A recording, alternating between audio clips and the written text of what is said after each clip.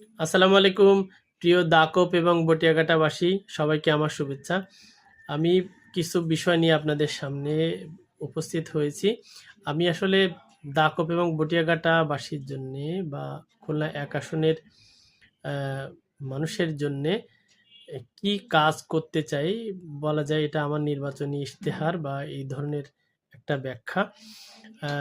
এটা আমি গণ অধিকার পরিষদের পক্ষ থেকে ত্রয়োদশ জাতীয় সংসদ নির্বাচনে ট্রাক প্রতীকে নির্বাচন করছি এবং গণ অধিকার পরিষদের পক্ষ থেকে ভিপি নুরুল হক নূর ভাইয়ের পক্ষ থেকে আপনাদের জন্যে আমি ত্রয়োদশ জাতীয় সংসদের সংসদ সদস্য নির্বাচনের সংসদ সদস্য প্রার্থী। তো আমি আমার নির্বাচনী ইশতেহার বা আমি যে বিষয়গুলো নিয়ে কাজ করতে চাই, আমার অভিপ্রায় বা আমার দলের অভিপ্রায় আমি দলের হাইকমান্ডকে জানিয়েছি। আমি কি নিয়ে কাজ করতে চাই, কিভাবে আগাইতে চাই সেটা একটু সংক্ষিপ্ত আমি আকারে বলি। যেমন এখানে বেকারত্বের সমস্যা একটা বড় সমস্যা আমার মনে হয়েছে। আমি ঘুরেছি বেশ কিছু এলাকায়, দাকপ এবং বটিয়াঘাটার বিভিন্ন এলাকায় আমি ঘুরেছি। এখানে বেশ কিছু ফ্যাক্টরির মালিক, যাদের মিল ফ্যাক্টরি রয়েছে, কারখানা রয়েছে, তারা আমার সাথে যোগাযোগ করেছে অলরেডি। তারা কিছু মিল ফ্যাক্টরি কারখানা এখানে করতে চায়।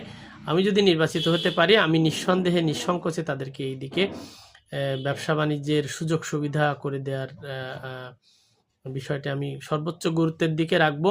একটা ছোট ফ্যাক্টরি হলে অন্তত ১০০ লোকের কাজের সুযোগ হয়। আমি যদি ১০টা ফ্যাক্টরি করে দিতে পারি এলাকার মানুষের জন্যে, তো এইটা অন্তত হয় ১,০০০ লোকের কাজের সুযোগ করবে, যারা মানুষের উপরে নির্ভরশীল থাকবে না, নিজে কাজ করবে এবং নিজে আয় রোজগার করবে, নিজের চলবে, তার পরিবার চলবে, এলাকার মানুষের ভালো হবে। এটা এই এলাকার মানুষের আয়ের এবং কাজের একটা গতিশীলতা বাড়বে বলে আমি মনে করি। এটা একটা বড় জিনিস।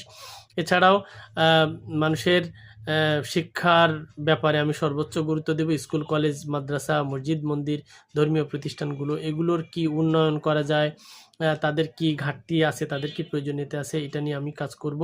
এছাড়া আপনার অবকাঠামোগত উন্নয়ন, যেমন রাস্তাঘাট, ব্রিজ, কালভার্ট, এগুলোর যে কাজগুলো আছে, সংস্কার, মেরামত বা নতুন করে কি লাগবে। আমি জানি যে দাকপে কমপক্ষে ১টি বা ২টি ব্রিজ প্রয়োজন।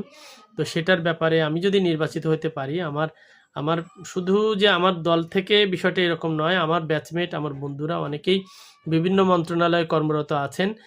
আমি তাদেরকে অলরেডি বলে রেখেছি, তারাও আমাকে আশ্বাস দিয়েছেন যে তাদের অবস্থান থেকে আমার এলাকার জন্য সর্বোচ্চ সহযোগিতা তারা করবেন। তো এই অবকাঠামোগত উন্নয়নগুলো, উন্নয়নের ব্যাপারে যে কাজগুলো প্রয়োজন, এটা আমি অবশ্যই করব ইনশাআল্লাহ, আশা করি।